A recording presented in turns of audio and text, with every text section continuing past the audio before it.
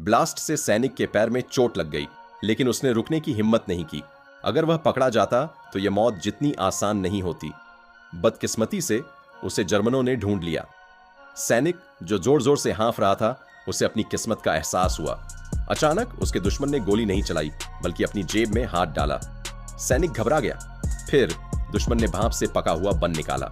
वह भूखा था और उसने ध्यान से बन उठाया। भले ही वह एक जाल था, उसे कोई फर्क नहीं पड़ा। उसने ध्यान से अपनी पानी की बोतल निकाली। दूसरे सैनिक के फटे होंठ देखकर उसने उसे दे दी। जर्मन हिचकिचाया, लेकिन आखिरकार मान गया, और इसीलिए उन्होंने बारी बारी से एक एक निवाला पिया।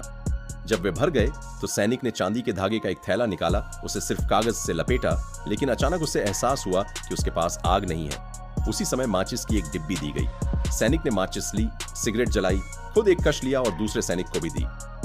अगर युद्ध नहीं होता तो वे दोस्त बन सकते थे, लेकिन दुख की बात है कि यह सिर्फ एक कल्पना थी। एक जर्मन साथी आ गया था। वह जल्दी से खड़ा हुआ और अपनी जेब से पिस्तौल निकाली। सैनिक ने सिर हिलाया, लेकिन अगले ही पल जर्मन ने फिर भी गोली चला दी। वह बस इंसानियत के उस पल को थामे रह सकता था।